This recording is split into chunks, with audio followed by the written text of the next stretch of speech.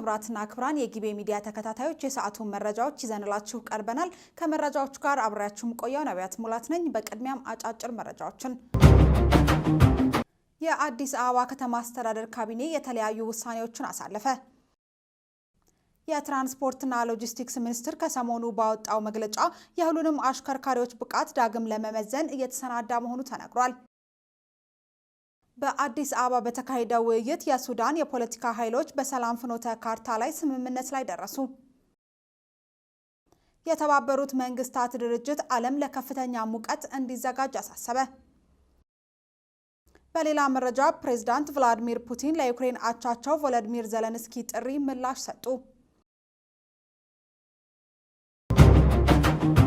በቅድሚያ ወደ ምንመለከተው መረጃ ስናልፍ የአዲስ አበባ ከተማ አስተዳደር ካቢኔ የተለያዩ ውሳኔዎችን ወስኗል። የአዲስ አበባ ከተማ አስተዳደር ካቢኔ በ5ኛ ዓመት 11ኛ መደበኛ ስብሰባው በተለያዩ አጀንዳዎች ላይ ውሳኔ አስተላልፏል።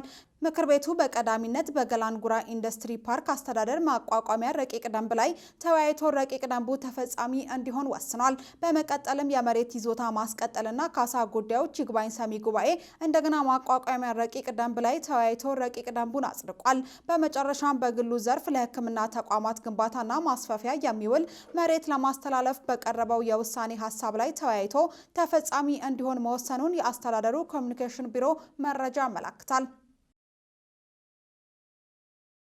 የትራንስፖርትና ሎጂስቲክስ ሚኒስቴር ከሰሞኑ ባወጣው መግለጫ የሁሉንም አሽከርካሪዎች ብቃት ዳግም ለመመዘን እየተሰናዳ መሆኑን ተናግሯል።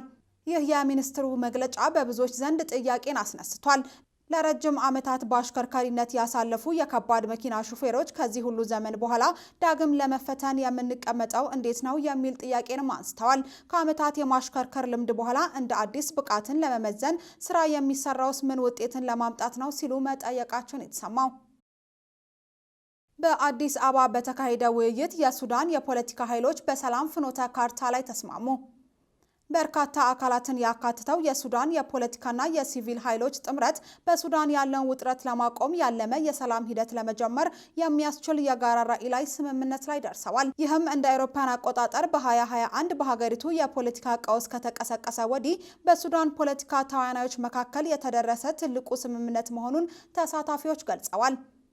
ስምምነቱ ይፋ የተደረገው የተባበሩት መንግስታት ድርጅት፣ የአፍሪካ ህብረት፣ የአውሮፓ ህብረት፣ የአረብ ሊግና የምስራቅ አፍሪካ የልማት በይነ መንግስታት ባለስልጣን ኢጋድን ባካተተው የአምስት ጥምረት አስተባባሪነት በአዲስ አበባ ከተካሄደው የምክክር መድረክ በኋላ ነው። ፍኖተ ካርታውን ካጸደቁት ወገኖች መካከል የሱሙዱ ጥምረት፣ የዲሞክራሲያዊ ብሎክ፣ የአረብ ሶሻሊስት ባዕዝ ፓርቲ ኦሪጂናል፣ የፖፑላር ኮንግረስ ፓርቲ፣ የብሔራዊ ኡማ ፓርቲ እንዲሁም በርካታ የሲቪል ማህበረሰብ ድርጅቶች፣ የሴቶች ቡድኖችና የወጣቶች ማህበራት ይገኙበታል።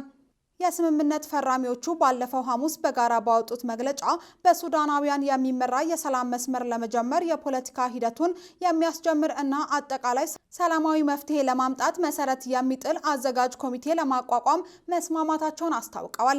ቡድኖቹ የስምምነት አውዳሚውን ግጭት ለማቆም፣ የጥላቻ ንግግርና ዘረኝነትን ለመዋጋት፣ ውይይትን ለማስፋፋት እንዲሁም በጦርነቱ ምክንያት የከረሩ ማህበራዊ ክልሎችን ለመጠገን በሱዳን የፖለቲካና ሲቪል ተዋናዮች መካከል እየታየ የመጣውን የትብብር ፍላጎት የሚያንጸባርቅ ነው ብለዋል።